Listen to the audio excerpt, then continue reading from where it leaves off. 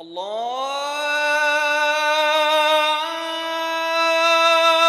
أكبر الله أكبر الله أكبر الله أكبر أشهد أن لا إله إلا الله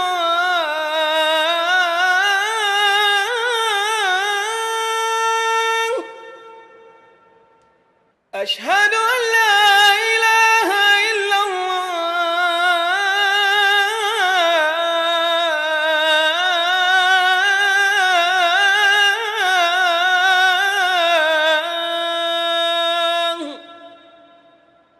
أشهد أن محمدًا رسول الله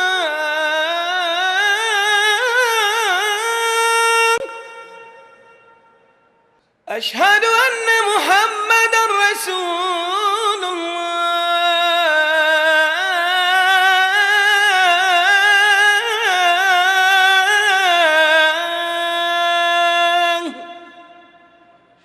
حي على الصلاة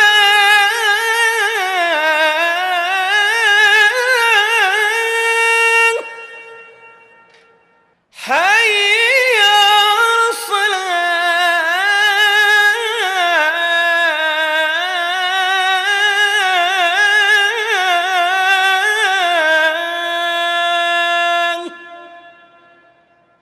حي على الفلاح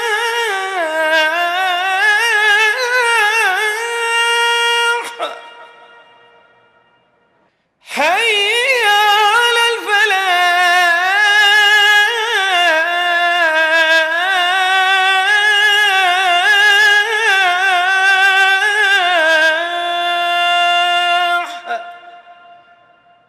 الله أكبر الله أكبر لا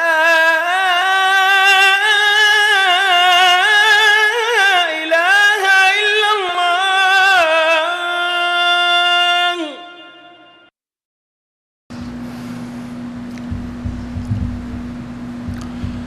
إن الحمد لله نحمده ونستعينه ونستغفره ونعوذ بالله من شرور أنفسنا ومن سيئات أعمالنا من يهده الله فلا مضل له ومن يضلل فلا هادي له وأشهد أن لا إله إلا الله وحده لا شريك له وأشهد أن محمدًا عبده ورسوله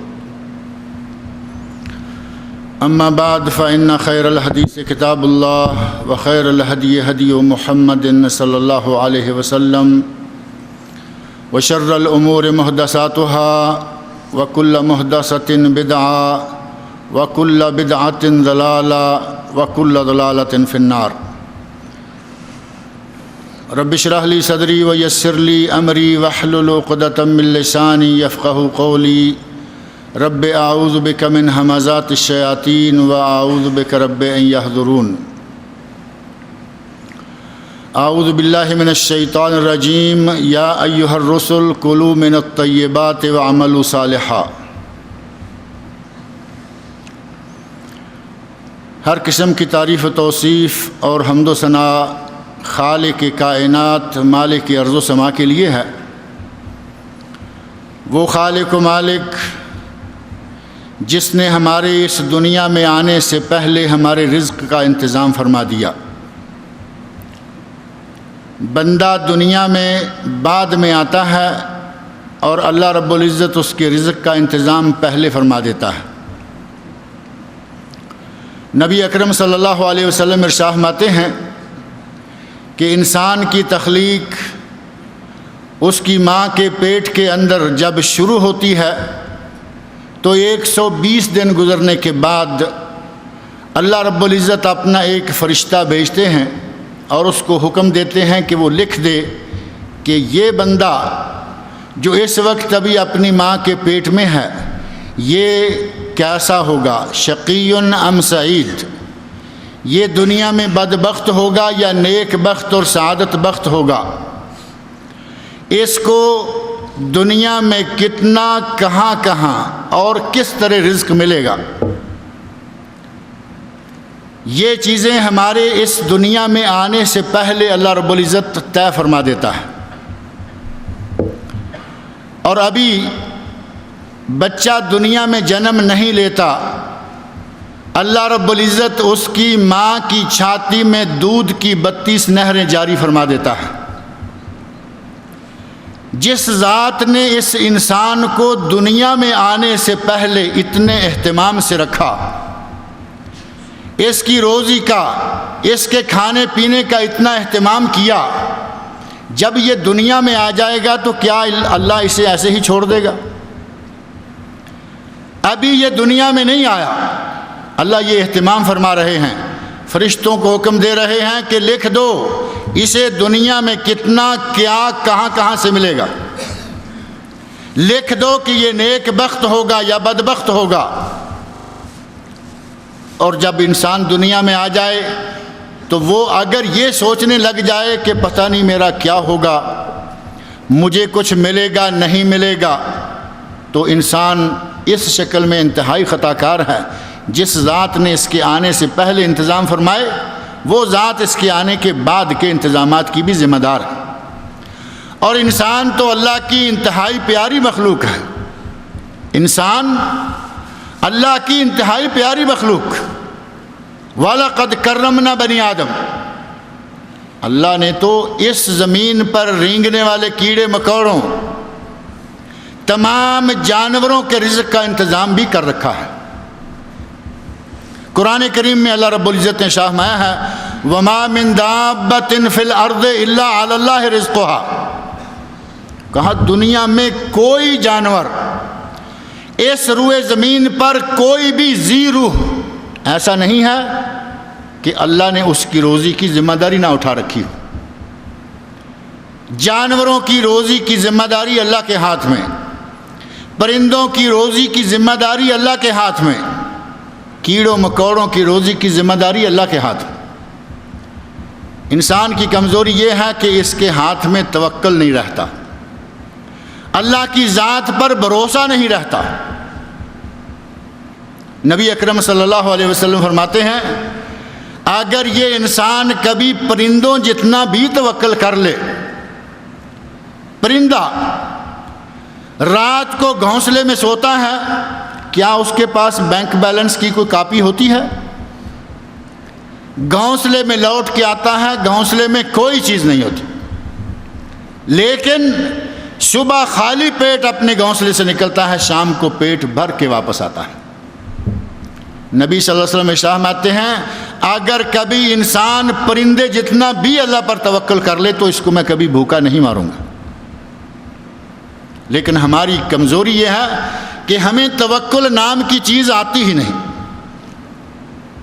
ہر وقت مارے مارے پھرتے ہیں، ہر وقت پریشان رہتے ہیں کہ پتہ نہیں کیا ہوگا، پتہ نہیں کل کیا بنے گا، جوڑ لو جمع کر لو جمع کر لو، راتوں رات لاکھ پتی بننے کے چکر میں نہ حلال کی پرواہ نہ حرام کی پرواہ، جبکہ اللہ رب العزت نے حلال کھانا ہمارے لیے فرض قرار دیا ہے۔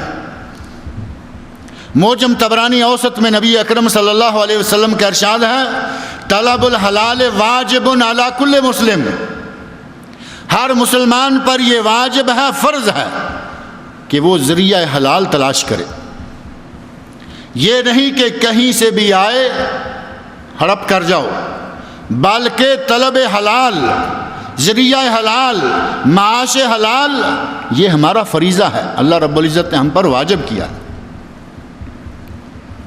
اور یہ فریضہ ہے جسے سورۃ المومنون جو آیت میں نے پڑھی ہے، اللہ رب العزت نے یہی فرض انبیاء کرام پر بھی عائد فرمایا اور فرمایا یا ایھا الرسل کلوا من الطیبات، اے رسولو پاکیزہ چیزیں کھاؤ۔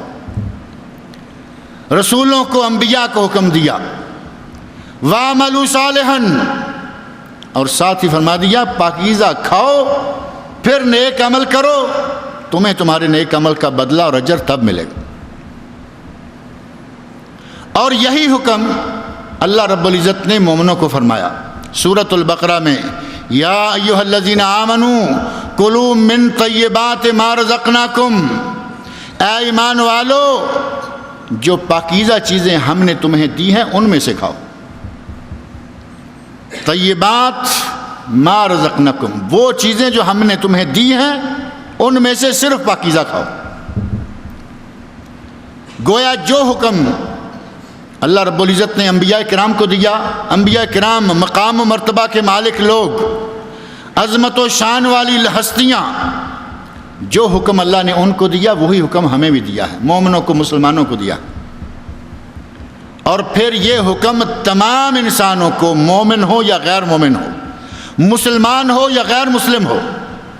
اللہ رب العزت نے دوسری آیت میں بقرہ کے اندر ہی فرمایا، یا ایھا الناس، اے لوگو، کلوا مما فی الارض حلالا طیبا، اے لوگو اس زمین کی صرف حلال اور طیب چیزیں کھاؤ۔ یہ نہیں ہے کہ جو بھی آئے وہ کھاتے جاؤ۔ اللہ رب العزت نے ہمیں تو مقام ہی بہت عطا کر رکھا ہے، جیسا کہ رات میں نے ذکر کیا، اللہ نے ہمیں تو بڑے شرف سے، بے شمار نعمتوں سے نواز رکھا ہے۔ اللہ رب العزت نے تو اس کیڑے کو بھی روزی دی، اس کیڑے کی روزی کی ذمہ داری بھی لی جو پتھر کی چٹان کے وسط میں رہتا ہے، چاروں طرف سے کوئی ہوا گزرنے کا راستہ نہیں، اللہ رب العزت اسے بھی روزی پہنچا رہا ہے۔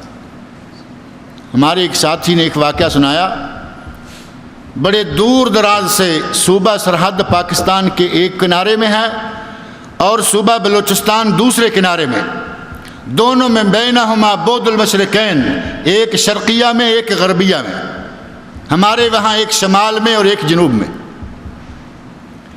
شمال سے مزدوری کرنے والا آدمی جنوب میں گیا اور کوئٹہ کے قریب کہیں کام کر رہا ہے، پتھر توڑا، اندر سے چھوٹا سا ایک کیڑا نکلا اور کیڑے کے پاس ایسے پتھر کے اندر سے ہرے رنگ کی کونپل اندر جا رہی ہے، پہاڑ، چٹان، پتھر، چھوٹی سی سبز رنگ کی نرم و نازک کونپل اس کیڑے کے قریب تک پہنچی ہوئی ہے۔ پتھر توڑا، بیٹھ کے آدمی دیکھنے لگا، کہنے لگا کہ جس ذات نے اس پتھر کے اندر اس کیڑے کے لیے روزی کا انتظام کر رکھا ہے، کیا وہ مجھے روزی نہ دے گا؟ میں کہاں سرحد سے چلا اور کوئٹہ میں آ کے کام کر رہا ہوں، ہاتھ سے کدال نیچے پھینکی اور کہا میں یہاں کام نہیں کروں گا، اللہ مجھے میرے گھر میں ہی روزی دے گا۔ یہ توکل کو پیدا کر لے تو اللہ رب العزت اس کے گھر میں بھی اسے روزی دیتا ہے۔ روزی کا تلاش کرنا منع نہیں ہے، روزی کا تلاش کرنا دنیا کے کسی بھی کونے میں جائیے، کام کیجئے، منع نہیں ہے، لیکن ان کاموں کے لیے، جو کام آپ کریں گے ان کے لیے کچھ اسلام نے اصول وضع کیے ہیں، ان اصولوں کو اپنانا ہوگا۔ اگر ان اصولوں کو اختیار نہ کیا، ان قواعد کے مطابق عمل نہ کیا تو روزی حلال نہیں ہوگی، اور اگر روزی حلال نہ ہوئی تو کوئی عمل قبول نہیں ہوگا۔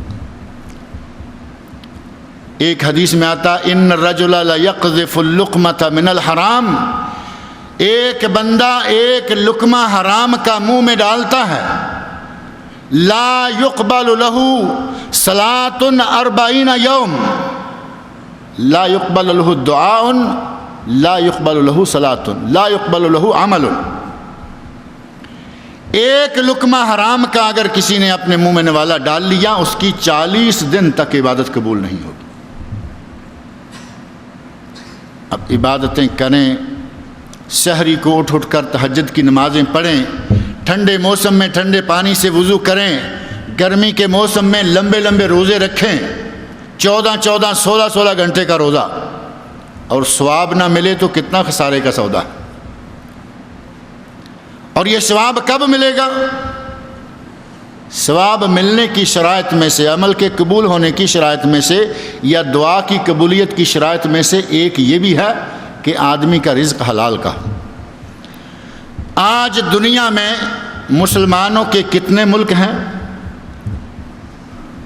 آج دنیا میں مسلمانوں کے 55 سے زیادہ ملک ہیں، 57 کے قریب 57 اسلامک کنٹریز، 57 مسلم ملک، اور مسلمان کتنے؟ 1.5 ارب، 1.5 ارب 1.25 سے زیادہ، یعنی 1.25 ارب سے زیادہ، 1.5 ارب کے قریب مسلمان ہیں۔ مسلمانوں کی اتنی بڑی تعداد، مسلمانوں کی اتنی بڑی فوج، بچے، بوڑھے، مرد، عورتیں، ہر وقت یہ دعائیں مانگی جا رہی ہیں۔ جمعہ میں دعائیں، درسوں میں دعائیں، ہر اجتماع میں دعائیں، موقع موقع نمازوں کے بعد دعائیں، اور دعائیں مانگی جا رہی ہیں، یا اللہ مسلمان جو اس پتلی حالت کو پہنچ چکے ہیں، اے اللہ مسلمانوں کو سرخرو کر، ان کو فتح و نصرت عطا فرما۔ آپ بھی دعا کریں، اے اللہ مسلمانوں کو فتح و نصرت عطا فرما۔ اے اللہ مسلمان جو اس ذبح حالی میں مبتلا ہیں، اے اللہ انہیں اس حالت سے نکال، ان کو عزت و شرف دوبارہ عطا فرما۔ یہ دعائیں مانگی جا رہی ہیں ہر جگہ، ہر ملک میں۔ مسلمان جہاں بھی ہے وہ جب بھی ہاتھ اٹھاتا ہے تو اللہم اعز الاسلام والمسلمین، اللہم اذل الکفر والکافرین، یہ دعا تو کرتا ہی کرتا ہے، کوئی چاہے کسی زبان میں کرے۔ لیکن یہ دعائیں صدا بصحرا، دعائیں نکلتی ہیں، دعائیں مانگی جاتی ہیں، لیکن ان دعاؤں کو قبول نہیں کیا جا رہا۔ اس کی بنیادی وجوہات میں سے بھی ایک وجہ یہ ہے کہ اس وقت مسلمانوں کے کھانے پینے کا سلسلہ وہ گڑبڑ ہو چکا ہے۔ رزق حلال اس کو چھوڑ کر ہر قسم کا کھانا کھانا ہم نے شروع کر دیا۔ ہم کہتے ہیں کہ نوٹ ہے، نوٹ ہے 500 ریال کا، وہ لاٹری سے آئے تو بھی نوٹ ہے، وہ بینک والے سود سے دیں تو بھی نوٹ ہے، اور خون پسینے کی کمائی کر کے لائے تو بھی وہ نوٹ ہی ہے۔ وہ کہتے ہیں نوٹ تو نوٹ ہے۔ یہ مولوی کیا ہر وقت شور مچائے رکھتے ہیں، حلال حرام حلال حرام، نوٹ نوٹ ہے۔ میرے بھائی نوٹ تو نوٹ ہے، لیکن اس کو کمانے کے لیے ایک جگہ تم جوا کھیل کے پیسہ لا رہے ہو، 500 ہی کا نوٹ ہے، بینک سے سود کا نوٹ لا رہے ہو، وہ بھی 500 کا ہے، اور ایک آدمی ڈیوٹی دے کر محنت کر کے خون پسینے کی کمائی، وہ بھی 500 کا نوٹ ہی ہے۔ نوٹ تو تینوں نوٹ ہے، لیکن ان نوٹوں میں فرق ہے یا نہیں ہے؟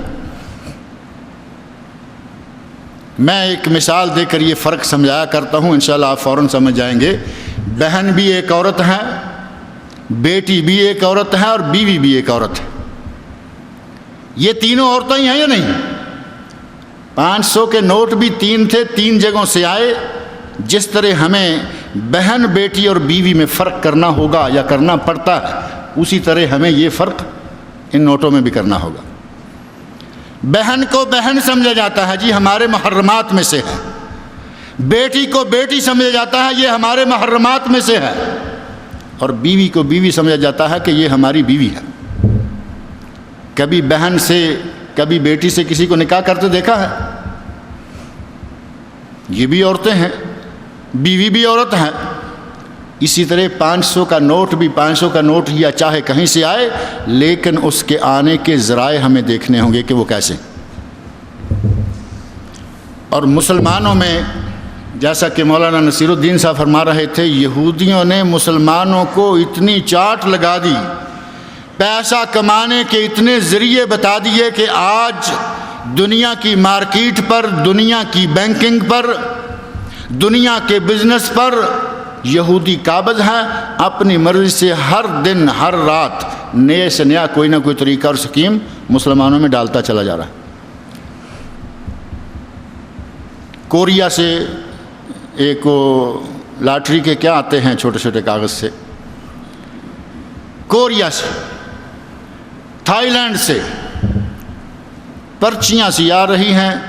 پرچیاں بڑے مزے سے لوگ 5-5 ریال ڈالے چلے جا رہے ہیں، اور ایک کو پتہ چلتا ہے جس کو 25,000 ملا، اگلی مرتبہ 5 والا 10-20 پرچیاں اور زیادہ خرید لیتا ہے۔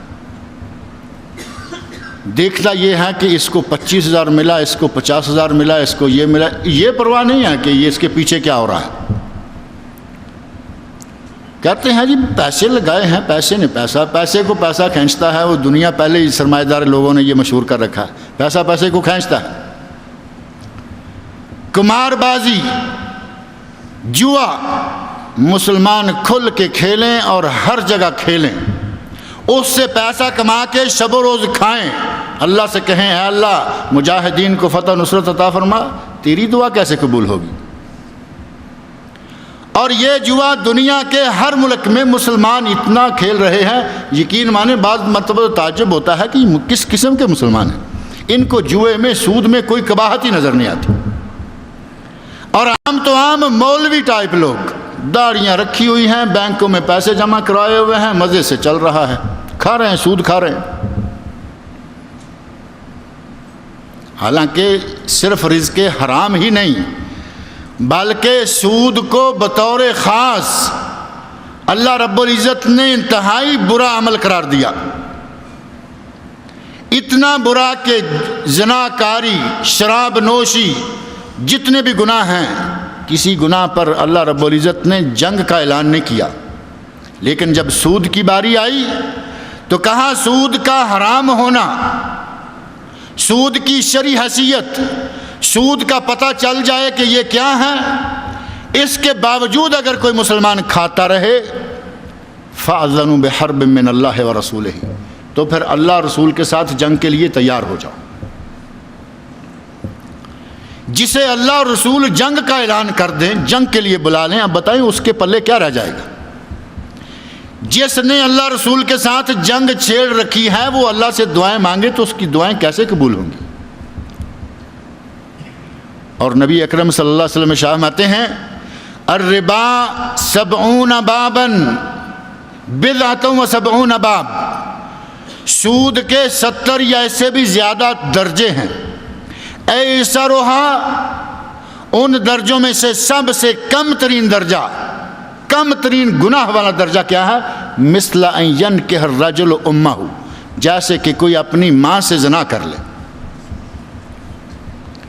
سود کا سب سے کم ترین گناہ یہ ہے۔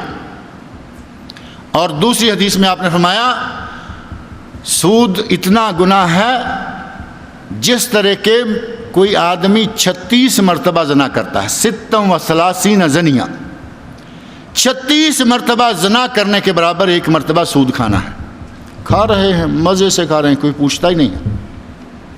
میرے بھائی دعائیں قبول تب ہوں گی جب ہم اپنے اللہ سے دعا مانگنے سے پہلے اپنے پیٹ میں نوالا حلال کا ڈالیں گے۔ رزق حلال کا ہوگا، اللہ دعائیں مانے گا، سنے گا، قبول کرے گا۔ اور اگر رزق حلال کا نہیں، نہ دعا قبول ہوگی نہ کوئی عبادت قبول ہوگی۔ اللہ رب العزت نے ہمیں حلال کمانے کا حکم دیا ہے، ہمیں فرض قرار دیا، ہمارے اوپر فرض قرار دیا کہ حلال کھائیں۔ انبیاء کو کہا حلال کھاؤ، مومنوں کو کہا حلال کھاؤ، اور عام انسانوں کو کہا حلال کھاؤ۔ اور آپ کا یہ انڈسٹریل ایریا ہے، اسی مناسبت سے یہ موضوع صنعت و تجارت، اسلامی اصول صنعت و تجارت منتخب کیا گیا ہے۔ یہاں تاجر، یہاں صنعت کار، یہاں مختلف کام کرنے والے لوگ موجود ہیں۔ آپ کو اسلامی اصولوں کا پتہ ہونا چاہیے کہ اسلامی اصول کن اصولوں کے مطابق چلیں گے روزی حلال ہوگی، اور کن اصولوں کو چھوڑ دیں گے تو روزی حرام ہوگی۔ باتیں بظاہر فرق معمولی ہوتا ہے، چھوٹے سے فرق سے ایک چیز حلال ہے وہ حرام ہو جاتی ہے۔ ایک ٹیلی ویژن یا کوئی بھی چیز خریدنے کا طریقہ پچھلے دنوں کسی نے بتایا، یہودی نے ہمارے اندر اس طرح سرایت کر رکھی ہے، یہودی اس طرح چھا چکا ہے مسلمانوں میں کہ ہمیں ہر روز کوئی نہ کوئی گھروں کے اندر کوئی بڑی ضرورت نہیں ہے کہ بینک کی بلڈنگ کھولی جائے اور اس میں کاروبار کیا جائے۔ گھروں کے اندر بیٹھے بیٹھے ہمارے لوگ خود ایسا کام کرنا شروع کر دیتے ہیں کہ جس میں سراسر قمار، جوا اور یہودیوں کی حرکتیں نظر آتی ہیں۔ کہتے ہیں کہ ٹیلی ویژن بیچنا ہے، دکان اپنے گھر میں بیٹھے ہوئے ڈیرے میں 10-20 بیچلرز ہیں، ٹیلی ویژن بھائی بیچنا ہے، کس نے لینا ہے؟ کہتے ہیں کہ کوئی بھی آدمی اس کی 1000-1200 قیمت نہیں دے سکتا، ہم کتنے لوگ ہیں، کچھ اور ملا لیں، 50 ریال سارے ڈال دیں۔ جس نے بیچنا ہے اس کو ضرورت ہے 50 ریال سارے ڈالیں، بعد میں قرآن اندازی کریں، جس کے نام کا نکلے گا ٹیلی ویژن اس کو دے دیں۔ 50 ریال میں ٹیلی ویژن جو 1200-1500 ریال کا تھا 50 ریال میں دے دی۔ قمار بازی کی شکلیں ہر جگہ پر موجود، ہر قسم کی شکل۔ ہمیں اللہ رب العزت نے حلال کھانے کا حکم دیا ہے، قمار، جوا، شراب نوشی، سود خوری، رشوت ستانی، ان چیزوں سے ہمیں بچتے ہوئے اسلامی اصولوں کے مطابق کچھ کما کے کھانا ہے، تب جا کے ہماری دعائیں قبول ہوں گی۔ ذرائع معاش، روزی کمانے کے جتنے بھی ذرائع ہیں ان کو آپ 4 حصوں میں تقسیم کر سکتے ہیں، جن میں سے یا تجارت ہوگی، یا یہ صنعت و حرفت ہوگی، یا ملازمت ہوگی، یا پھر زراعت و باغبانی۔ یہ 4 چیزیں ہیں، ہمارے سارے کے سارے زندگی کے شعبے انہی 4 کے اندر فٹ ہو جاتے ہیں۔ تاجر اگر امانت دار ہے، اگر نیک ہے، سچا ہے، تو اللہ رب العزت نے اس کا بڑا مقام عطا فرمایا، اسے بڑا مقام اور شرف دیا۔ حتیٰ کہ سورۃ المزمل آخری آیت نمبر 20 اللہ رب العزت فرماتے ہیں، عالم اللہ ان سیکون منکم مرضی، اے میرے نبی مجھے یہ معلوم ہے کہ آپ کے ساتھ والے لوگوں میں سے کوئی بیمار ہوگا۔ جماعت کرانے کے لیے، رات کو قیام کرنے کے لیے لوگ کھڑے ہوں، عالم اللہ ان سیکون منکم مرضی وآخرون یضربون فی الارض یبتغون من فضل اللہ۔ آپ کے ساتھ کچھ لوگ وہ ہیں جو بیمار ہیں، کچھ وہ لوگ ہیں جو تاجر پیشہ ہیں، زمین میں چلتے پھرتے ہیں، اللہ کا رزق تلاش کرتے ہیں۔ وآخرون یقاتلون فی سبیل اللہ، اور کچھ لوگ وہ بھی ہیں جو اللہ کی راہ میں جہاد کرنے والے ہیں۔ فرمایا 3 قسم کے لوگ ہیں، ان 3 کی رعایت کرو۔ ساری رات جاگنا، ساری لمبی تلاوتیں کرنا، ان لوگوں کی، مریضوں کی، تاجروں کی، مجاہدین کی رعایت کرتے ہوئے اپنی تلاوت و قرات اور راتوں کے قیام کو محدود کرو۔ اس آیت میں اللہ رب العزت نے وآخرون یضربون فی الارض یبتغون من فضل اللہ، تاجروں کا ذکر کیا، اور آگے ساتھ ہی فرمایا وآخرون یقاتلون فی سبیل اللہ۔ دوسرے کچھ لوگ وہ بھی ہیں جو اللہ کی راہ میں جہاد کر رہے ہیں۔ کہاں مجاہد اور کہاں ایک تاجر، بظاہر کوئی جوڑ نظر نہیں آتا، لیکن اگر تھوڑی سی توجہ دیں تو تاجر کو اللہ نے جو مجاہد کے ساتھ ذکر کیا ہے تو اس کی وجوہات بڑی واضح۔ تاجر کو اپنے مال و دولت کا حساب و کتاب کرتے ہوئے کبھی کبھی ایسے موڑ پہ آنا پڑتا ہے کہ اسے اپنے نفس کے ساتھ جہاد کرنا پڑتا ہے۔ مال کا حساب کر رہا ہے، مثال کے طور پر رمضان آ گیا، اس نے سوچا کہ زکوٰۃ نکالتے ہیں، ہمارے تو چند ہزار کل ہماری بیلنس ہوگی، چند ہزار، تو اس میں سے زکوٰۃ کتنی نکلے گی؟ چند 100۔ جن کے بیلنس ملینز اور بلینز ہوتے ہیں ان کی زکوٰۃ نکلتی ہے لاکھوں میں، بلینز والوں کی ملینز میں، ملینز والوں کی لاکھوں میں۔ جب وہ حساب کتاب کر کے تاجر لاکھوں ریال یہ نکالتا ہے کہ یہ زکوٰۃ کا پیسہ ہے، تو ایک مرتبہ اس کے دل کو بھی تھوڑا سا کوئی کھینچتا ہے کہ یہ سارا پیسہ جاتا رہے گا۔ اب جب وہ اپنے دل کو سمجھاتا ہے کہ جس رب نے تمہیں یہ باقی کے اتنے بلینز دیے ہیں اس کے لیے یہ لاکھ نکال دو، تو اس کو مجاہد کی طرح اپنے نفس کے ساتھ جہاد کرنا پڑتا ہے۔ یہی وجہ ہے کہ اللہ رب العزت نے مجاہدین کے ساتھ ہی تاجروں کا ذکر کیا۔ ایسے ہی دوسرے لوگوں کا، اپنے پارٹنرز کا حصہ نکالتے ہوئے، بہت سارے ایسے لوگ ہیں پارٹنرز کا حصہ کھا جاتے ہیں۔ پارٹنر بیچارہ جانتا ہی نہیں کہ میرا تجارت میں کیا بچ رہا ہے، کیا کچھ نہ کچھ اٹھا کے دیتے رہے۔ اگر صحیح معنوں میں ایماندار تاجر ہوگا، اپنے شریک کا، اپنے پارٹنر کا صحیح حصہ ادا کرے گا، اسے وہ حصہ نکالتے ہوئے بھی جہاد کرنا پڑے گا۔ اللہ رب العزت نے تاجر کو اتنا مقام دیا کہ مجاہد کے ساتھ ذکر فرمایا، بلکہ پہلے تاجر کا اور بعد میں دوسرے نمبر پر جا کر مجاہد کا ذکر کیا۔ اور نبی اکرم صلی اللہ علیہ وسلم کی حدیث ہے، آپ ارشاد فرماتے ہیں التاجر الامین الصدوق التاجر الامین الصدوق، وہ تاجر جو امانت دار ہے، وہ تاجر جو حق مقال اور سچا ہے، جھوٹ بولنے والا نہیں ہے۔ اور تاجروں میں جھوٹ بولنے کی عادت بھی ایسی پڑی ہوئی ہوتی ہے، کوئی خاص مجبوری بھی نہیں ہوتی۔ بعض مواقع ایسے آتے ہیں کہ کوئی مجبوری نظر نہیں آتی، دکان پہ کھڑا ہے، کپڑا بیچ رہا ہے، مثال کے طور پر اگر کوئی یہاں کپڑے والا ہو تو ناراض نہ ہونا معذرت کے ساتھ، کپڑا بیچ رہا ہے، اس نے کہا کہ بھی یہ کیسے میٹر ہے، تو کہے گا جی یہ اتنے میں میٹر ہے، 10 ریال میٹر ہے۔ تو گاہک کہتا ہے کہ یار 7 ریال لے لو، تو کہتا ہے اللہ کی قسم 9.5 ریال تو میری خرید ہے، میں تو 8 آنے آپ سے لے۔ بھائی اس گاہک کو کہو کہ میں نہیں دیتا ہوں 7 ریال میں، لینا ہے لو، نہیں تو اگلی دکان پہ۔ اللہ کی قسم میری تو اپنی پرچیز اتنا ہے، میری خرید اتنی ہے، میرا یہ، بلا وجہ قسمیں اٹھائے چلے جا۔ اس قسمیں کھا کھا کر جھوٹ بول کر جو کمائی کھائے گا وہ حلال کیسے ہوگی؟ نبی اکرم صلی اللہ علیہ وسلم فرماتے ہیں التاجر الامین الصدوق، امانت دار ہو اور سچا ہو، جھوٹ بولنے والا نہ ہو۔ یہ تاجر کہاں ہوگا؟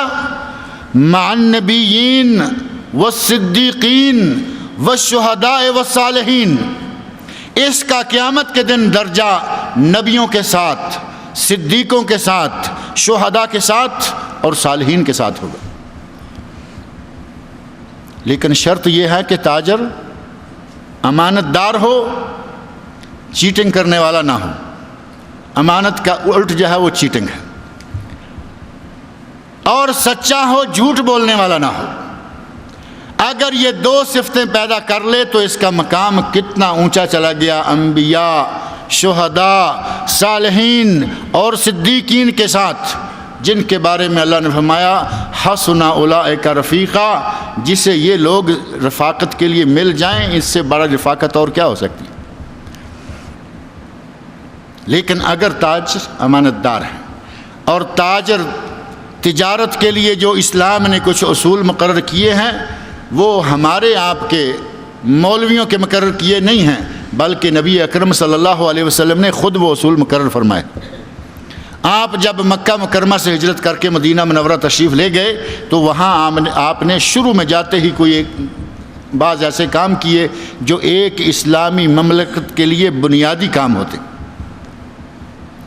ایک سب سے پہلا کام مدینہ منورہ میں جاتے ہی مسجد نبوی کی تعمیر، جو عبادت کے لیے، فوجیوں کی ٹریننگ کے لیے، مجاہدین کی تربیت کے لیے ایک مقامی ضرورت تھی، وہ یک وقت ان فرشتوں کے لیے عبادت کی جگہ بھی تھی، صحابہ اکرام کے لیے، ان کے لیے ٹیکنیکل، ان کے لیے فوجی تربیت گاہ اور انسٹیٹیوٹ بھی تھا۔ مسجد تعمیر فرمائی۔ مدینہ منورہ کے اندر کچھ اور قومیں بھی آباد تھیں، یہودی تھے، غیر مسلم دوسرے تھے۔ نبی اکرم صلی اللہ علیہ وسلم نے ایک بہت بڑا سیاسی قدم یہ اٹھایا کہ مدینہ منورہ میں جتنے غیر مسلم آباد تھے ان کے ساتھ ایک معاہدہ کیا۔ ایک معاہدہ کیا کہ اگر مدینہ سے باہر کوئی بھی قوم، کوئی بھی ملک اگر مدینہ پر حملہ کرے گا تو ہم سب مل کر اس کا دفاع کریں گے، مل کر مقابلہ کریں گے۔ یہ ایک ایسا معاہدہ ہے جس کو سیاستدان کیا اور دوسرے کیا یہ بات ماننے پر مجبور ہیں کہ اس معاہدہ سے پہلے عربوں کو سیاست نام کی کسی چیز کا پتہ ہی نہیں تھا۔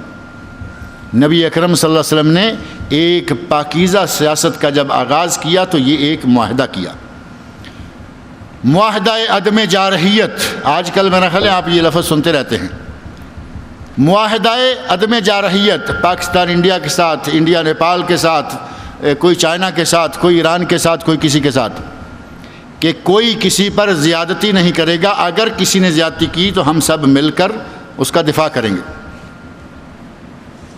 اور اس کے بعد نبی اکرم صلی اللہ علیہ وسلم نے مدینہ منورہ میں بازار قائم کیا، اسلامی اصولوں کے مطابق بازار، اس کی تشکیل دی، اور اس بازار میں تاجروں کے کام کرنے کے لیے اصول وضع کیے، اور پھر ان اصولوں کی نبی اکرم صلی اللہ علیہ وسلم تا حیات نگرانی خود فرماتے رہے۔ یہ بھی نہیں کہ اصول وضع کیا اور چھوڑ دیا، چلے گا تو چلے گا، نہیں چلے گا تو نہ چلے گا۔ نبی اکرم صلی اللہ علیہ وسلم نے تاجروں کے لیے اصول وضع کیے کہ مال جو بازار میں اتاریں وہ مال صحیح سلامت ہو اور اس مال میں ملاوٹ نہ کی گئی ہو، اچھے مال میں برے مال کی ملاوٹ نہ کی گئی ہو۔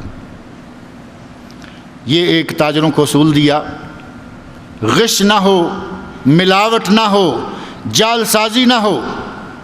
اور نگرانی کرتے ہوئے ایک دن نبی اکرم صلی اللہ علیہ وسلم اس بازار میں جا نکلے جہاں غلہ فروخت ہو رہا ہے۔ ایک گندم کا ڈھیر دیکھا، بہت بڑا ڈھیر لگا ہوا ہے، غلے کا ڈھیر ہے۔ نبی صلی اللہ علیہ وسلم پاس سے گزرنے لگے، آپ نے اپنے دستے مبارک کو اس غلے کے ڈھیر میں داخل کر دیا، اندر تک جتنا بازو جا سکتا تھا اندر جا کر مٹھی سے دانے پکڑے، باہر نکالے تو دیکھے کہ اوپر سے دانے خشک ہیں اور نیچے سے دانے گیلے ہیں۔ نبی صلی اللہ علیہ وسلم نے اس غلے والے سے مخاطب ہو کر کہا، ما ھذا یا صاحب الطعام، اے غلے والے یہ کیا ہے؟ دیکھنے کو تمہارا دانوں کا ڈھیر جو ہے یہ سارا خشک ہے لیکن اندر نیچے سے گیلے ہیں۔ تو کہتا ہے اصابتہ السماء یا رسول اللہ، اے اللہ کے رسول کچھ بوندا باندی ہو گئی تھی، یا جیسے کہتے ہیں کہ یہ شبنم زیادہ پڑ گئی تھی، شبنم زیادہ پڑ گئی تھی، وہ تھوڑے گیلے ہو گئے تھے، میں نے اوپر خشک ڈال دیا۔ نبی اکرم صلی اللہ علیہ وسلم نے شاہ فرمایا، افلا جعلت ھذا فوق ھذا، تم نے یہ گیلے دانے اوپر ہی کیوں نہ رہنے دیے، یا کہیں اور سے گیلے کر کے لائے ہو تو یہ اوپر کیوں نہ ڈالے؟ لیراہ الناس، تاکہ خریدنے والے کسٹمر یہ دیکھیں کہ دانے کیسے ہیں، پھر اس کے مطابق وہ تمہیں قیمت دیں گے۔ آپ نے فرمایا بے ھذا علیٰ و بے ھذا علیٰ، گیلے دانے الگ کرو ان کو الگ بیچو، خشک دانے الگ کرو ان کو الگ بیچو، دونوں کا ریٹ، دونوں کی قیمت الگ الگ ہوگی۔ یہ حکم دے کر پھر آپ نے ایک قاعدہ، ایک قانون وہاں مسلمانوں کو دیا جو قیامت تک کے مسلمانوں کے لیے ہے اور ہمیں سب کو یاد ہے۔ وہ قاعدہ ہمیں سب کو یاد ہے لیکن نبی صلی اللہ علیہ وسلم نے کب دیا یہ ہم یاد نہیں رکھنا چاہتے، کیونکہ پھر ہمیں وہ کرنا پڑے گا۔ بس قاعدہ یاد کیا ہوا ہے، من غش فلیس منا، جس نے دھوکہ دہی کی، جس نے جعل سازی کی، جس نے ملاوٹ کی، فلیس منا، وہ ہم میں سے نہیں۔ تو گویا نبی صلی اللہ علیہ وسلم نے گیلے اور خشک دانے اس طرح ملا کر بیچنے کو غش، ملاوٹ، جعل سازی اور دھوکہ دہی قرار دیا، اور فرمایا فلیس منا من غشنا او من غشا فلیس منا، وہ ہم میں سے نہیں ہے۔ گویا کہ وہ امت اسلامیہ کا فرد ہی نہیں ہو سکتا۔ اور ہمارے یہاں بیماریاں ملاوٹ کی، رنگ ملاوٹ کے تعجب ہوتا ہے، تعجب ہوتا ہے۔ بڑی ہوشیاری کے ساتھ آپ بازار میں اتریے، آنکھوں میں آنکھیں ڈال کے سارا کام کر رہے ہیں اور نیچے سے کچھ اور کر کے نکل جاتے ہیں۔ فروٹ کی دکان پہ جائیے، انہیں کہے کہ اچھا سا انگور چاہیے، اچھا سا انگور چاہیے، ذرا گچھے گچھے ہو، یعنی دانہ دانہ اور ٹوٹا ہوا نہیں ہونا چاہیے، گچھے گچھے انگور ہو۔ جی گچھے گچھا ملے گا۔ آپ کہیے کہ میں پہلے لے گیا ہوں، اس وقت یہاں سے لے کے گیا یا کسی سے لیا تو نیچے بڑا کچرا نکلا، کہا نہیں، اب آپ کے سامنے تولیں گے۔ ایسے نیچے سے لفافہ نکالا، اتنا بڑا گچھا ڈالا، کچھ تھوڑے چھوٹے گچھے اور دو ڈالے، 2 3 4 5 کلو جتنا لینا ہے آپ کو لفافہ بھر کے دے دیا تول کے، آپ بڑے خوش لے کے گئے۔ آپ نے گچھے اس لفافے میں جاتے ہوئے دیکھیں، آپ بڑے خوش ہیں کہ آج میں نے گچھے دار انگور لیا ہے۔ گھر جا کے دیکھیے کہ انگور کا حال کیا نکلا۔ وہ جو آپ گچھے دیکھ رہے تھے وہ واقعی اس نے گچھے ڈالے، لیکن نیچے لفافے میں کچرا پہلے سے ڈال کے رکھا ہوا تھا۔ وہ لفافہ اپنی ہوشیاری سے، چلاکی سے اٹھاتے ہیں، وہ پہلے سے کیا ہوا ہے۔ یہ غش نہیں ہے، یہ دھوکہ دہی نہیں ہے، یہ جعل سازی نہیں ہے، یہ ملاوٹ نہیں ہے۔ ہلکا نبی صلی اللہ علیہ وسلم نے، حضرت بلال رضی اللہ عنہ نے کھجوریں خریدی، نبی اکرم صلی اللہ علیہ وسلم کی خدمت میں پیش کی۔ آپ نے فرمایا کہ یہ اتنی اچھی کھجوریں آپ کی ہیں؟ یعنی آپ کے باغ میں یا آپ کے درخت سے ہیں؟ تو فرمایا نہیں یا رسول اللہ، میں نے کچھ کھجوریں دے کر یہ کھجوریں لی ہیں، یعنی 2 کلو ذرا ردی قسم کی کھجوریں دیں اور یہ 1 کلو یا 1.5 کلو اچھی لیں تاکہ آپ کی دعوت کروں اچھی کھجوروں کے ساتھ۔ نبی صلی اللہ علیہ وسلم نے ایک ہی جنس کو 2 ریٹوں سے بیک وقت اس طرح سودا کرنے سے منع فرمایا۔ فرمایا عین الربا، یہ تو کھلا ہوا سود ہے، ردی کو الگ بیچو، جتنا اس کا پیسہ آتا ہے اس سے اچھی کھجور خریدو۔ ردی کو اور اس کو کم و بیش قیمت کے ساتھ بیچنا سود قرار دے دیا۔ اور یہ ردی اور اچھا ہے یا نہیں؟ یہ تو ایک ہی آدمی اچھے کے ریٹ میں ردی بیچ رہا ہے، یہ تو اس سے کہیں بڑھ کر جرم بنتا ہے۔ نبی اکرم صلی اللہ علیہ وسلم فرمایا من غشا فلیس منا، جس نے جال سازی کی وہ ہم میں سے نہیں ہے۔ دھوکہ دہی، جال سازی اسلامی اصول تجارت کے سراسر منافی۔ اور اگر کوئی چیز بیچیں اس میں کوئی عیب ہو تو یہ حکم دیا گیا کہ اس کا عیب واضح کر دو کہ بھائی دیکھو یہ چیز ہے، اس میں یہ اور یہ ہے، اب تمہاری مرضی ہے، اتنا اس کا ریٹ ہے، لیتے ہو لے لو، نہیں لیتے تو نہ لو۔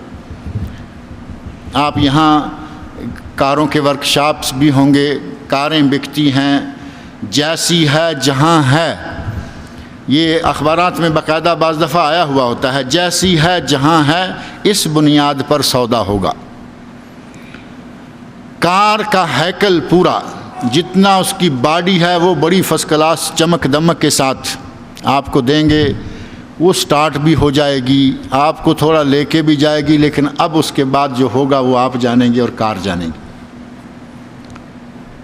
نبی اکرم صلی اللہ علیہ وسلم نے اس صحابی کو عیب دار چیز اوپر ڈالنے کا حکم دیا کہ عیب کو کھول کے سامنے رکھو تاکہ لوگ دیکھیں، لوگوں کو پتہ چلے کہ یہ دانے گیلے ہیں، یا الگ الگ بیچو یا پوچھے اوپر رکھو تاکہ لوگ دیکھ لیں۔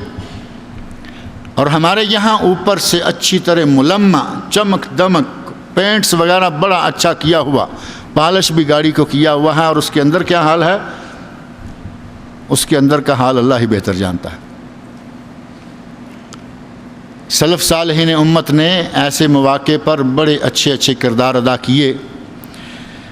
امام ابو حنیفہ رحمۃ اللہ علیہ کا واقعہ بڑا معروف ہے کہ انہوں نے بزاز تھے، کپڑے کا کام کرتے تھے، کاروبار تجارت ان کی کپڑے کی تھی، بزازی۔ اپنے غلام کو کچھ کپڑا دے کر بھیجا اور اس کے ساتھ ایک تھان دیا، کہا کہ دیکھو یہ تھان جو ہے یہ ڈیمیج ہے، یہ تھان ڈیمیج ہے، اور اس کا بتا کر کسٹمر کو دینا کہ یہ ڈیمیج ہے، اس کی قیمت جتنی وہ کم دے گا لے لینا۔ آج بھی ایسی چیزیں موجود ہیں نا، نئی چیز کا ریٹ اور ہوتا ہے، کمپنی سے مال اتارتے ہوئے صرف اس کونے پر یہ اتنا جتنا میں نے توڑا ہے اتنا کنارہ ٹوٹ جائے، اس کی سینکڑوں ریال قیمت کم ہو جاتی ہے۔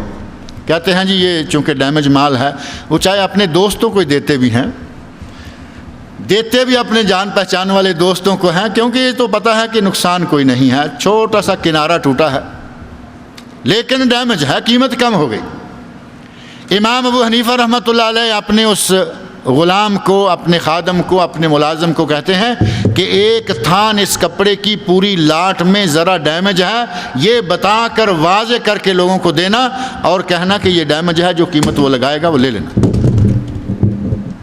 غلام گیا، تجارت کے دوران اسے یاد نہیں رہا کہ کون سا تھان ڈیمیج تھا، نکالتے نکالتے سارے کا سارا مال نکال دیا ایک ہی ریٹ سے، ڈیمیج کی جو کم قیمت کرنی تھی وہ بھی نہیں کی۔ واپس آیا، پوچھا کیا کیا اس تھان کا، وہ کیا کتنے پیسے ملے یا کیا اس کا ملا؟ تو غلام کہتا ہے حضرت مجھے تو یاد ہی نہیں رہا، مجھے تو یاد ہی نہیں رہا کہ میں کسی کو بتا سکوں کہ وہ تھان کون سا ہے اور اس میں کیا ڈیمیج، کیا اس میں عیب آ گیا۔ امام صاحب رحمۃ اللہ علیہ نے اس لاٹ کا، اس پھیرے کا، اس مرتبہ جتنا مال گیا تھا اس کے معاوضہ کے طور پر جتنا پیسہ آیا تھا، سارے کا سارا پیسہ اللہ کی راہ میں صدقہ کر دیا۔ کہا کہ اس میں کچھ ناجائز پیسہ شامل ہو گیا ہے، ہم یہ پیسہ نہیں کھائیں گے، پورا پیسہ اللہ کی راہ میں صدقہ کر دیا۔ سلف صالحین امت نے ان کاموں کو، ملاوٹ، چیز کی عیب کو واضح نہ کرنا، نہ کیا بھول سے، لیکن اس کا کفارہ کتنے اچھے طریقے سے ادا کیا، سارا مال صدقہ کر۔ نبی اکرم صلی اللہ علیہ وسلم کے بعد حضرت ابو ہریرہ رضی اللہ عنہ دیگر خلفاء صحابہ یہ چیزوں میں ملاوٹ کرنے کے سلسلے میں لوگوں کو درس دیتے رہے، لوگوں کو تعلیم دیتے رہے۔ حضرت ابو ہریرہ رضی اللہ عنہ السوق الاسلامی نام کی کتاب ہے، اس میں واقعہ لکھا ہوا ہے کہ حضرت ابو ہریرہ بازار میں سے گزر رہے ہیں، دودھ بیچنے والا ملا، دودھ بیچنے والا۔ دودھ میں غور کر کے دیکھا تو دودھ انہیں پتلا سا نظر آیا۔ جو لوگ بھینسیں رکھے ہوئے ہیں، گائیاں رکھے ہوئے ہیں، یا کم از کم دودھ اصلی پیتے ہیں، دیہات وغیرہ میں تو ملتا ہے نا، شہروں میں تو اصلی کیا ملے گا؟ شہروں میں تو دودھ سے کئی چیزیں نکال کر بعد میں دودھ دیتے ہیں۔ ایک پہلے کریم نکالی جاتی ہے، کریم جس سے گھی بنتا ہے وہ الگ کر لیتے ہیں، پھر اس کے بعد ایک کوئی اور چیز نکالتے ہیں، آخر میں آ کے لسی جیسا دودھ بیچتے ہیں۔ دیہات کے لوگ یا بھینسیں گائیاں پالنے والے جانتے ہیں دودھ کیسا ہوتا ہے۔ گزرے، دودھ دیکھا، پتلا سا محسوس ہوا، تو اس آدمی سے مخاطب ہو کر کہا کیف بک یوم القیامہ اذ قیل لک خلص الماء من اللبن۔ اللہ کے بندے، تیرا اس وقت کیا حال ہوگا جب قیامت کے دن تمہیں کہا گیا کہ دودھ سے پانی الگ کر دو۔ کر پاتا ہے کوئی؟ کر سکتا ہے؟ کسی کے بس میں نہیں ہے۔ کیف بک یوم القیامہ اذ قیل لک خلص الماء من اللبن۔ جب تمہیں یہ دودھ اور پانی الگ الگ کرنے کے لیے بندر نے کیا تھا، دودھ اور پانی کا پانی واقعہ معروف ہے نا۔ دودھ بیچنے والا پانی ڈال کے دودھ بیچا کرتا تھا، جو پیسے اس کی پوٹلی بندر لے کر درخت پہ چڑھ گیا، ایک پانی میں، ایک اس کے پاس، ایک پانی میں، یہ بانٹتا رہا۔ کہا کہ دودھ کا دودھ اور پانی کا پانی ہم نے کر دیا ہے، دودھ کے پیسے تمہیں آ گئے، پانی کے پانی میں گئے۔ کوئی آدمی اس سے دودھ سے پانی کو الگ نہیں کر سکتا، اور قیامت کے دن اگر کسی کو کہا گیا تو پھنس گیا۔ آج کل دودھ کو جانچنے ناپنے کے بڑے سارے طریقے نکلے ہوئے ہیں۔ ایک میٹر ٹائپ ایسے چھوٹا سا کوئی پیس نکلا ہوا ہے، وہ دودھ میں ڈال دیں، اس کا کہتے ہیں کہ اگر دودھ خالص ہے، موٹا ہے، تو اس میں یہ اس طرح کھڑا ہوگا، دودھ پتلا ہے تو اس میں یہ اس طرح ہو جائے گا۔ ایک میٹر ٹائپ چیز جو ہے وہ بنائی گئی ہے۔ لیکن ہمارے لوگ بڑے سمجھدار ہیں، عقل اور کہیں کام کرے نہ کرے، چیٹنگ میں ہماری عقل بڑا کام کرتی ہے۔ سادہ پانی اگر آپ نلکے کا ٹیپ کا پانی دودھ میں ڈالیں گے، دودھ پتلا ہو جائے گا، اور اگر جوہر کا پانی جس میں مٹی وٹی یہ وہ ملا ہوتا ہے نا پانی، جوہر کا، تالاب کا پانی بذات خود موٹا ہوتا ہے، دوسرے پانی سے کثیف ہے، اس میں کثافت ہے، اس میں گدلا ہے۔ اگر پانی تالاب کا ڈالا جائے تو وہ میٹر بھی دھوکہ کھا جاتا ہے، وہ بھی صحیح نہیں ناپ سکتا۔ ہمارے لوگوں نے یہ کام شروع کر دیا، کہا ٹھیک ہے، تم نے میٹر نکال لیا ہے، ہم پانی بدل لیں گے، جوہر کا پانی ڈالنا شروع کر دیا۔ اور اسی کا پھر نتیجہ یہ نکلا کہ کسی نے دودھ کا جا کے 1 کلو یا 2 کلو کسی کو ڈال کے دیا، تو اس میں سے چھوٹی سی مینڈکی نکل آئی، چھوٹا سا مینڈک، کیونکہ تالاب سے پانی آئے گا تو تالاب میں مینڈک بھی ہوتے ہیں۔ چھوٹا سا مینڈک نکل آیا، اس نے کہا اللہ کے بندے تمہارے یہ دودھ سے مینڈک نکلا ہے؟ تو کہتا ہے کہ 2 کلو دودھ لے گے تو مینڈک ہی نکلے گا، اونٹ تھوڑا نکلے گا۔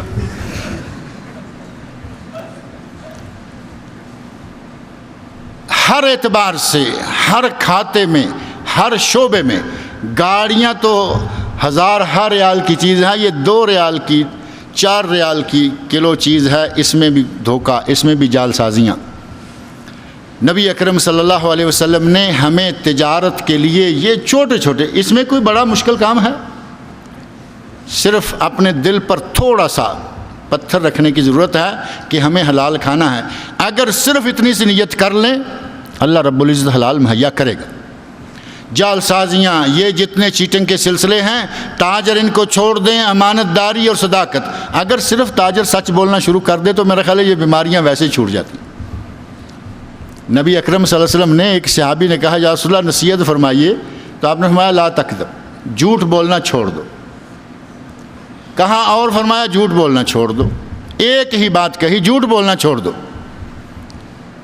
اب اس صحابی کو جب بھی کوئی کام ایسا ویسا کرنے لگتا تو یاد آتا کہ میں نبی صلی اللہ علیہ وسلم کی مجلس میں جاؤں گا، آپ نے مجھے اگر پوچھ لیا کہ یہ کام کیا کبھی یا نہیں تو مجھے جھوٹ تو میں بولنا نہیں، وعدہ کر لیا، یہ بھی چھوڑ دیا۔ دوسرا کوئی غلط کام کرنے لگا، وہ بھی چھوڑ لیا۔ صرف جھوٹ چھوڑنے کے نتیجہ میں ہر قسم کی برائی چھوڑ دی۔ اگر تاجر صرف جھوٹ بولنا چھوڑ دے تو سمجھیں کہ اس کی تجارت صاف ہو جائے گی، اس کی کمائی صاف ستھری ہو جائے گی۔ جھوٹ بولنا چھوڑ دے، امانت داری سے کام لے، مال میں جال سازیاں نہ کرے۔ اور اس تجارت کے بعد صنعت ہے، تھوڑا سا تذکرہ صنعت کا بھی کر دیں کیونکہ انڈسٹریل ایریا ہے، منطقہ صناعیہ ہے۔ صنعت کے سلسلہ میں جو اسلامی اصول ہے، بنیادی اصول ہے، اللہ رب العزت نے قرآن کریم میں ارشاد فرمایا ہے تعاونوا علی البر والتقوی ولا تعاونوا علی الاثم والعدوان۔ بر و تقوی کے کاموں میں، نیکی کے کاموں میں ایک دوسرے کی مدد کرو، لیکن برائی کے کاموں میں، زیادتی اور ظلم کے کاموں میں کسی کا تعاون نہ کرو۔ ایک بنیادی سا اصول ہے۔ اب اس اصول کو سامنے رکھ لیں اور اپنی صنعت کو سامنے رکھ لیں، ساری چیزیں آپ کے سامنے آ جائیں گی۔ آپ دنیا میں جو بھی چیز بناتے ہیں بنائیں، لیکن ہر وہ چیز جو اسلام کے مزاج کے خلاف ہے، جس میں گناہ کے ساتھ تعاون کرنا آتا ہے، اس چیز کا بنانا منع۔ نبی اکرم صلی اللہ علیہ وسلم نے ایک چیز سے روک رکھا ہے۔ رات ایک سوال بھی آ گیا تھا، تصویر سازی ہے، تصویر سازی سے منع کیا۔ حضرت عبداللہ بن عباس رضی اللہ عنہ ایک آدمی سے بحث کر رہے ہیں، بار بار کہہ رہے ہیں باز آ جاؤ، چھوڑ دو چھوڑ دو چھوڑ دو، تو وہ مسلسل کہے جا رہا ہے میرے پاس اور کوئی ذریعہ نہیں، میرے پاس کوئی اور معاش نہیں، میرے پاس اور کچھ ہے نہیں۔ تو حضرت ابن عباس رضی اللہ عنہ نے بالآخر فرمایا ان ابیتا، اگر تم دوسرا کوئی اور کام کرنے سے انکار کرتے ہو، دوسرا کوئی کام ہونے سے انکار کرتے ہو، اگر لازماً تمہیں تصویر سازی ہی کرنی ہے، فعلیک بہذا الشجر وما لا روح فیہ، ان درختوں کے فوٹو بناؤ، ان پہاڑوں کے فوٹو بناؤ، اور ہر اس چیز کا فوٹو بناؤ جس میں روح نہیں، جان نہیں، کیونکہ جاندار کے فوٹو بنانے کا نتیجہ تو معلوم ہے نا۔ قیامت کے دن اللہ فوٹو میں جان ڈالنے کا کہے گا کہ یہ فوٹو تم نے بنایا تھا، اب اس میں جان ڈال دو۔ اب جتنے کام اس صنعت سے متعلقہ ہوں گے وہ سارے کام کرنے، کیمرے بنانے، یہ بنانا وہ بنانا، ان کے آگے چلانے والی چیزیں بنانا، یہ ساری چیزیں بنیادی طور پر منع ہوں گی، ناجائز ہوں گی۔ موسیقی کو اسلام نے حرام قرار دیا ہے یا نہیں؟ ہمارے ملکوں میں اب شروع ہو گئے کئی لوگ یہ کہنا کہ موسیقی تو روح کی غذا ہے۔ کچھ لوگ جو بقلم خود مولوی بھی ہیں، بلکہ ان کے نام کے ساتھ مولانا لکھا، بڑا مشہور مولانا کے بغیر وہ پہچانے نہیں جاتے تھے۔ اللہ نے دن پھیرے چلاتے پھراتے منسٹری پر آ گئے، منسٹر ہو گئے۔ مولوی صاحب منسٹر ہو جائیں تو پھر کیا کیا رنگ نہ کھلائیں گے۔ پہلی منسٹری اتفاق سیاسی مل گئی، یہ جو بھانڈوں مراسیوں کی ڈوموں کی منسٹری ہے، گانے بجانے والوں کی منسٹری، اطلاعات و نشریات کی منسٹری مل گئی۔ منسٹری میں ملنے کے لیے اب اطلاعات و نشریات کی منسٹری ملے گی تو فلم اسٹوڈیو تو دیکھنے ہی پڑیں گے۔ دیکھنے کے لیے گئے، گوئیوں سے، بھانڈوں سے، مراسیوں سے، اداکاروں سے، ان لوگوں سے ملے، بھرے اجتماع میں کہہ دیا کہ نہیں آپ کا کام ٹھیک ہے، موسیقی تو روح کی غذا ہے، موسیقی روح کی غذا ہے۔ یہ مولوی کا فتویٰ ہے، حقیقت نہیں ہے۔ یہ اصل کیا ہے؟ یہ الغناء ينبت النفاق، یہ موسیقی دل میں نفاق پیدا کرتی ہے، نفاق کو جنم دیتی ہے۔ موسیقی سننے والا آدمی منافق ہو جاتا ہے۔ الغناء ينبت النفاق في القلب كما ينبت الماء الزرع، جس طرح کھیتی میں پانی زراعت کو پیدا کرتا ہے، زراعت اگاتا ہے، کونپلیں اگاتا ہے، اسی طرح یہ گانا دل کے اندر نفاق کو اگاتا ہے۔ اب ایک آدمی پیانو بناتا ہے، کوئی آدمی بانسری بناتا ہے، کوئی آدمی کو دوسرا باجا بناتا ہے، تو کیا وہ حلال ہو جائے گا؟ صنعت تو وہ بھی ہے نا، وہ بھی ایک صنعت ہے۔ وہ کہتا ہے جی ہم تو یہاں سارا دن لوہا کوٹتے ہیں، تانبا کوٹتے ہیں، اس سے باجا بناتے ہیں، اسے یہ بناتے ہیں۔ جس چیز کو اسلام نے بنیادی طور پر حرام قرار دے دیا ہے، جسے نفاق کا سبب بنا دیا، اس چیز سے متعلقہ جتنے لوگ ہوں گے وہ سارے کے سارے ان کا رزق جو ہے وہ حلال نہیں ہوگا۔ سند کے سلسلہ میں بنیادی اور بالکل بیسک اصول جو ہے وہ یہ ہے کہ وہ کام اسلام کے مزاج کے خلاف نہ ہو۔ موسیقی ہے، دوسرے بت سازی ہے، بت سازی کے لیے بڑے کارخانے نہ ہوں گے تو کچھ نہ کچھ یہ جو بھگوان بنا کے بیچتے ہیں آخر کوئی بٹیاں کچھ نہ کچھ ہوتا ہی ہے نا۔ ہندوستانی بھائی تو اچھی طرح سمجھتے ہوں گے، مختلف اوقات میں مختلف موسموں میں کبھی کبھی ان کے رب بڑے سستے بکتے ہیں اور بے شمار بزنس ہوتا ہے۔ جو لوگ مسلمان ہو کر ہندوؤں کو بھگوان بنا کر بیچیں گے ان کی روزی حلال کیسے ہوگی؟ اسلام نے تو بتوں کو توڑنے کا حکم دیا۔ اسلام بت شکن مذہب ہے، بت شکن دین ہے۔ یہ کیسا مسلمان ہے کہ ہندوؤں کو بت بنا بنا کے بیچ رہا ہے؟ ہندوؤں کو بت بنا کے بیچتا ہے، عیسائیوں کو کراس بنا کے بیچ رہا ہے۔ عیسائی جو کراس سولی ہے، سولی کا نشان مذہبی طور پر وہ اپنے یہاں لٹکائے پھرتے ہیں۔ جہاں دیکھتا ہے کہ عیسائیوں کا زور ہے، کرسمس آنے والا ہے، 25 دسمبر یہ لوگ کراس خریدیں گے، وہاں سونے کے کراس، اسٹیل کے کراس، وائٹ گولڈ کے کراس، فلاں کے کراس، فلاں۔ اس قسم کے جتنے بھی بت ہیں، بت کی جتنی بھی قسمیں ہیں، ان کو بنا کر بیچنے والے کی روزی حرام ہوگی، ناجائز ہوگی۔ سند کے سلسلہ میں ان بنیادی اصولوں کو ذہن میں رکھیں۔ جو چیز اسلام میں حرام ہے اس کا کارخانہ، اس کی جتنے بھی چیزیں ہیں وہ ساری کی ساری حرام ہوں گی۔ ایک اسلحہ ساز فیکٹری ہے اور اس میں جتنا اسلحہ بنتا ہے معلوم ہے کہ یہ سارا مسلمانوں کے خلاف ہی استعمال ہوگا۔ اس فیکٹری کا جتنی اس کی پروڈکشن ہے وہ ساری کی ساری اور اس کی ساری کمائی حرام ہوگی۔ بنیادی طور پر اسلحہ جائز، کوئی ممانعت نہیں، لیکن یہ پتہ ہے کہ یہ صرف مسلمانوں کے خلاف جا رہا ہے۔ اور تیسری چیز ہے زراعت۔ ایک دیسی شاعر نے الفاظ کہے ہیں، اس میں تو یہ ترتیب نہیں ہے، اس نے تو اپنی مرضی سے سب سے پہلے نمبر پر اس کو رکھا ہے۔ اس کا کہنا ہے اتم کھیتری مدم بپار، نکھند چاکری بھیک ندار۔ کہا کہ کھیتی باڑی سب سے اعلیٰ پیشہ ہے۔ اتم اعلیٰ پیشہ یا اتم اعلیٰ پیشہ کھیتی باڑی، کھیتری۔ مدھم بپار دوسرے نمبر پر تجارت، جبکہ ہم کہتے ہیں سب سے پہلے نمبر پر تجارت، کیونکہ یہ ہمارے رسول صلی اللہ علیہ وسلم کا اختیار کردہ مسنون پیشہ۔ اور تاجر کے فضائل آپ کو معلوم ہو گیا، سورہ مزمل کی آخری آیت مجاہد کے ساتھ تاجر کا ذکر، اور نبی اکرم صلی اللہ علیہ وسلم کی حدیث جس کی اکیلے طور پر کئی روایات ہیں، اکیلے یہ بات ذہن میں رکھ لیں، اکیلے طور پر ان کی بعض اسناد پر کلام کیا گیا ہے، جبکہ ان احادیث کے مجموعے کو محدثین کرام نے حسن درجے کی قرار دیا ہے۔ کہا کہ تاجر جو ہے وہ نبیوں، صدیقوں، شہداء اور صالحین کے ساتھ ہوگا۔ اس لیے اتم کھیتری نہیں، اتم تجارت۔ نبی اکرم صلی اللہ علیہ وسلم نے تجارت کی، شام کا سفر کیا، اپنے چچا کے لیے محنت کی، تجارت کی، بکریاں چرائیں، مزدوری بھی کی۔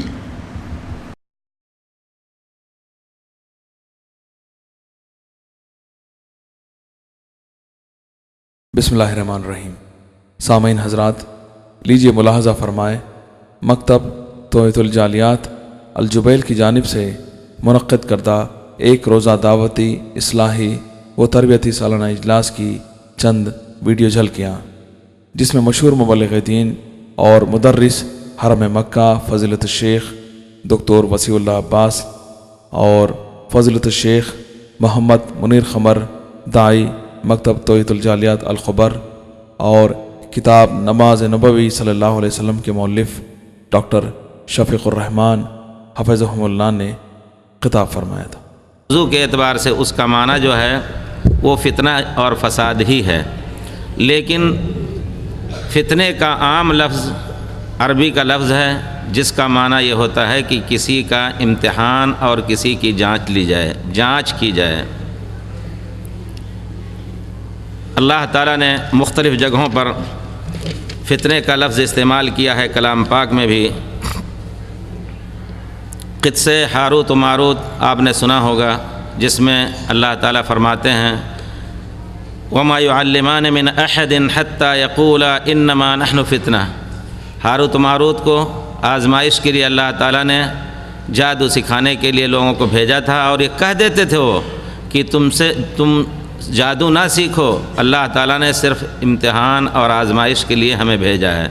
الا فتنہ، کہ کون اللہ کی منہیات سے، اللہ کی منع کردہ چیز سے باز رہتے ہیں، اور کون غلط کام میں ڈوب جاتے ہیں۔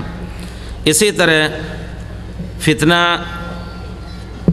عذاب کے معنی میں بھی استعمال کیا اللہ تعالیٰ نے کلام پاک میں، یعنی برے کاموں کے پاداش میں اگر اللہ نے کسی کو عذاب میں مبتلا کیا تو اس کو بھی فتنے کا نام دیا ہے اللہ تعالیٰ نے۔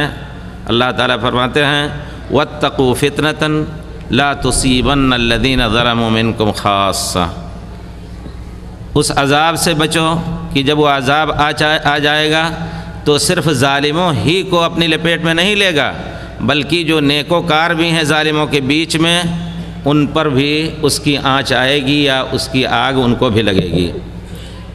اس آیت کی تفسیر آپ ہلکی سی یہ سمجھ لیں کہ آدمی کو بری میجارٹی میں نہیں رہنا چاہیے، آدمی کو برے لوگوں کے ساتھ نہیں رہنا چاہیے، کچھ نہ کچھ ان کے غلط اخلاق کی ہوا، گندی ہوا اس کو پہنچے گی، اس معنی میں بھی اس کو سمجھنا چاہیے۔ اسی لیے آپ وسیع پیمانے پر پیارے رسول نے فرمایا ہے کہ ہم بری ہیں ہر اس شخص سے جو کافروں کے بیچ میں سکونت پذیر ہوتا ہے، کیونکہ وہ جو وہاں غلط کام ہوں گے اس کا اثر آہستہ آہستہ اس کے دل پر ضرور پڑے گا۔ تو کہنے کا مطلب ہے کہ فتنے کے معنی عذاب کے بھی آتے ہیں، اور اللہ تعالیٰ عذاب بھیجتے ہیں فتنہ کے لیے یا لوگوں کو ڈرانے کے لیے۔ یہ بھی ایک آزمائش کے معنی سے دور نہیں ہوا، کیونکہ اللہ تعالیٰ امت محمدیہ صلی اللہ علیہ وسلم پر عذاب جو بھیجتے ہیں تو ہلاک کرنے کے لیے نہیں، بلکہ ان کی تنبیہ کے لیے۔ اللہ رب العزت نے پیارے رسول سے وعدہ فرمایا ہے، پیارے رسول نے دعا فرمائی تھی، اللہ تعالیٰ نے وعدہ فرمایا ہے کہ ہم تمہاری امت کو عام عذاب میں ہلاک نہیں کریں گے، لیکن تنبیہ کے لیے ان کو ہم عذاب میں مبتلا کریں گے۔ اسی وجہ سے آپ بہت سی آیتوں میں دیکھیں گے کہ اللہ تعالیٰ نے اس عذاب دے کر کے اللہ تعالیٰ عذاب بھیجتے ہیں کسی قوم پر لعلہم یرجعون، تاکہ وہ اللہ کی طرف لوٹیں۔ اسی طرح فتنے کے معنی عام فتنہ جس کو کہتے ہیں کہ فتنہ کر رہا ہے، فساد کے معنی میں بھی اللہ تعالیٰ نے کلام پاک میں استعمال کیا ہے۔ اللہ تعالیٰ فرماتے ہیں لقد ابتغوا الفتنة من قبل وقلبوا لك الامور حتى جاء امر الله وهم كارهون۔ منافقین کا ذکر کر کے اللہ تعالیٰ فرماتے ہیں کہ یہ ہمیشہ آپ کے خلاف فتنہ ڈھونڈتے رہے، فتنہ فساد کرتے رہے، آپ کے خلاف ریشہ دوانی کرتے رہے اور کرتے رہیں گے۔ اسی طرح اللہ تعالیٰ فرماتے ہیں وَمِنْهُمْ مَنْ يَعْبُدُ اللَّهَ عَلَى حَرْفٍ فَإِنْ أَصَابَتْهُ فِتْنَةٌ انقلب عَلَى وَجْهِهِ۔ اللہ کی طرف سے کوئی آزمائش آتی ہے، لوگ تو اللہ کی پوجا، اللہ تعالیٰ کی عبادت کرتے ہیں، لیکن کبھی جب مصیبت پڑتی ہے تو اللہ کے خلاف شکوہ کرنے لگتے ہیں۔ ایسی باتیں بھی سننے میں آتی ہیں، کہتے ہیں کیا ہم دوسرے لوگ نماز روزہ بھی نہیں پڑھتے، ہم نماز روزہ پڑھتے ہیں، سب نماز پڑھتے ہیں، روزے رکھتے ہیں، نیک کام کرتے ہیں، اس کے باوجود ہم مصیبت میں پڑ رہے ہیں۔ تو یہ بھی اللہ کی نے ایک فتنہ بنا رکھا ہے۔ دوسرے کو دیکھتے ہیں کہ وہ آرام میں ہے، نماز روزہ بھی نہیں پڑھتا ہے، اپنا مصیبت میں مبتلا ہو کر کے ایمان اس حالت میں ڈاواڈول ہو جاتا ہے۔ نہیں، ہمیں سمجھنا چاہیے کہ یہ فتنہ، کچھ ایسے فتنے ہوتے ہیں کہ اللہ تعالیٰ آدمی کے درجے کو بلند کرنے کے لیے، اس کے گناہ کو مٹانے کے لیے اس پر مسلط کرتا ہے اللہ تعالیٰ وہ فتنے۔ تو یہ صبر اور شکر سے کام لینا چاہیے۔ شرک کے بارے میں اللہ تعالیٰ نے شرک کو بھی فتنہ کہا ہے، فتنے کا نام دیا، کیونکہ اس سے بڑھ کر کے کوئی فتنہ یا آزمائش کی کوئی چیز یا اللہ کے عذاب کے استحقاق کی کوئی چیز نہیں ہو سکتی، کیونکہ شرک دنیا میں سب سے بڑا گناہ ہے جس کو اللہ تعالیٰ نے نہ معاف کرنے کا فیصلہ کیا، ان اللہ لا یغفر بہ ان اللہ لا یغفر ان یشرک بہ ویغفر ما دون ذلک لمن یشاء، اللہ تعالیٰ نے شرک کے معاف نہ کرنے کا فیصلہ کیا ہے، اس کے علاوہ وعدہ فرمایا ہے کہ اور دوسرے گناہ کو اللہ تعالیٰ معاف فرما دیں گے اگر چاہیں، لیکن شرک کے بارے میں چاہ لیا ہے، اعلان کر دیا ہے، کسی کے لیے عذر نہیں، اس کو کبھی معاف نہیں کریں گے۔ اللہ تعالیٰ فرماتے ہیں والفتنة اکبر من القتل،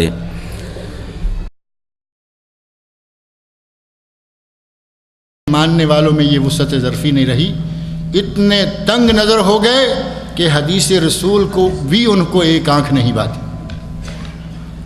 امام احمد بن حنبل رحمۃ اللہ علیہ فرماتے ہیں اگر کسی نے حدیث کو چھوڑ کر کسی کا قول اختیار کر لیا فہو علی شفا ہلکا، وہ ہلاکت کے کنارے پر کھڑا۔ چاروں اماموں نے ہمیں توجہ کس طرف دلائی؟ حدیث کی طرف، محمد الرسول اللہ صلی اللہ علیہ وسلم کے ارشادات کی طرف۔ خود نبی اکرم صلی اللہ علیہ وسلم نے فرمایا دو چیزیں چھوڑ کر جا رہا ہوں، جب تک ان دونوں کو اپنائے رکھو گے گمراہ نہیں ہوگے۔ اور وہ دو چیزیں کون سی ہیں؟ کتاب اللہ اور سنت رسول صلی اللہ علیہ وسلم۔ صحابہ کرام رضی اللہ عنہم کی زندگی میں بڑے واقعات آئے کہ انہوں نے نبی اکرم صلی اللہ علیہ وسلم کے ارشاد کو پاتے ہی اپنی تمام آراء کو ترک کر دیا، اور پھر اگر کوئی حرف آخر چیز ہو سکتی ہے تو وہ یا قرآن ہو سکتا ہے یا نبی صلی اللہ علیہ وسلم کا فرمان ہو سکتا ہے۔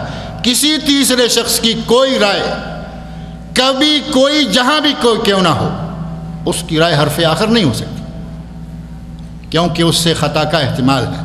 ابو بکر صدیق رضی اللہ عنہ سے کوتاہیاں ہوئیں، عمر فاروق رضی اللہ عنہ سے ہوئیں، عثمان غنی رضی اللہ عنہ کے علم میں کوتاہی ہو سکتی ہے، علی بن ابی طالب رضی اللہ عنہ کے علم میں کوتاہی ہو سکتی ہے، لیکن اگر کوئی حرف آخر ہے تو وہ محمد الرسول اللہ صلی اللہ علیہ وسلم۔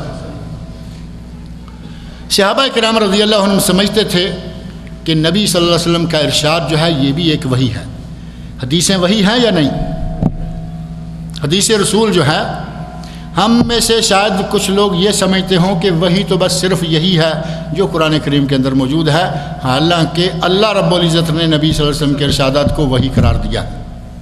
میں نے سورہ نجم کی شروع کی 4 آیتیں پڑھی تھی۔ وَالنَّجْمِ إِذَا هَوَىٰ، اللہ فرما رہے ہیں مجھے قسم ہے ستارے کی جب وہ گر جائے۔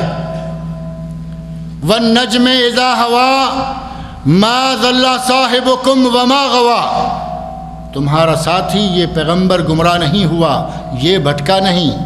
وَمَا يَنْطِقُ عَنِ الْهَوَىٰ، میرا یہ نبی اپنی مرضی سے بولتا بھی نہیں۔ کیسے بولتا ہے؟ 4 آیت، ان ہوا الا وحی یوحا، میرے نبی کی زبان ہلتی تب ہے جب میں اسے وحی کر دیتا ہوں۔ نبی صلی اللہ علیہ وسلم کی حدیث وحی ہے، سنت رسول بھی وحی ہے۔ وحیاں 2 ہیں، وحی جلی، وحی خفی، وحی مطلوب، وحی غیر مطلوب۔ ایک وحی جس کی ہم تلاوت کرتے ہیں قرآن کریم، ایک وحی جو محمد رسول اللہ صلی اللہ علیہ وسلم کے ارشادات پر مبنی ہے۔ کلمات نبی صلی اللہ علیہ وسلم کی زبان سے نکلے ہوئے، لیکن معنی اور مفہوم اللہ رب العزت کا عطا کیا ہوا، اور اس کا ثبوت نبی صلی اللہ علیہ وسلم کی حدیث کے اندر موجود ہے کہ آپ نے کوئی حکم دیا اور کہا کہ یہ حکم میں نے نہیں بلکہ اللہ نے دیا ہے۔ 2 حدیثیں بڑی مشہور ہیں، ان میں سے ایک حدیث میں نبی صلی اللہ علیہ وسلم ارشاد فرماتے ہیں امرت ان اسجد علی 7 اعظم، مجھے یہ حکم دیا گیا ہے کہ میں 7 اعضاء پر سجدہ کروں۔ معروف حدیث، مجھے یہ حکم دیا گیا ہے کہ میں 7 اعضاء پر سجدہ کروں۔ کون سے اعضاء ہیں؟ 2 پاؤں، 2 گھٹنے، 2 ہاتھ اور ناک سمیت پیشانی، 7 اعضاء۔ عمر تو مجھے حکم دیا گیا ہے۔ یہ حکم کس نے دیا ہے؟ نبی اکرم صلی اللہ علیہ وسلم کو حکم دینے والا کون ہے؟ اللہ رب العزت۔ اور یہ حکم کہاں ہے؟ قرآن کریم کو شروع سے لے کر آخر تک پڑھ جاؤ، اس بارے میں آپ کو حکم نہیں ملے گا۔ اس کا معنی یہ ہوا کہ نبی اکرم صلی اللہ علیہ وسلم کو اللہ نے وحی کی، اس میں یہ حکم دیا۔ کیا نبی صلی اللہ علیہ وسلم جھوٹ بول سکتے ہیں؟ حاشا وکلا، کبھی ہو ہی نہیں سکتا کہ نبی اکرم صلی اللہ علیہ وسلم کی زبان مبارک سے جھوٹ نکلے۔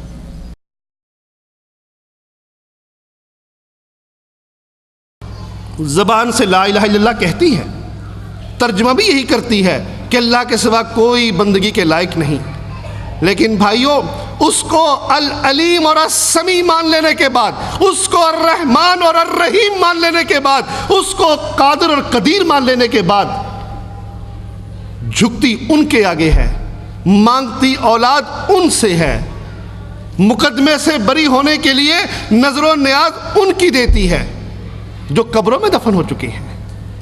بھائیو یہ دل کے اعمال خالصتاً اللہ کے لیے ہیں۔ یہ ڈر دل میں، اللہ فرماتے ہیں ان سے مت ڈرو، مجھ سے ڈرو۔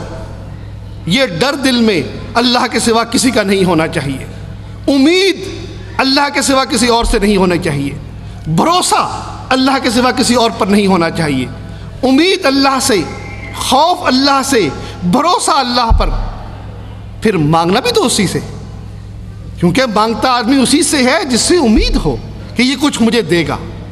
ما فوق الاسباب، تحت الاسباب تو لوگ مدد کرتے ہیں، مجھے پیسے کی ضرورت ہو میں آپ سے لے سکتا ہوں، یہ تحت الاسباب ہے۔ بھائیو ذریعہ موجود نہیں، فوت ہو چکے ہیں، قبروں میں دفن ہو چکے ہیں، اب وہ سننے والے نہیں، جاننے والے نہیں، اب کہتے ہیں بری بری امام بری، میری کھوٹی قسمت کر کھری۔ دیکھیے کتنا ظلم کی بات ہے۔ اب کہتے ہیں علی مشکل کشا مدد کرو، اب کہتے ہیں ادرکنی یا رسول اللہ، اغثنی یا رسول اللہ۔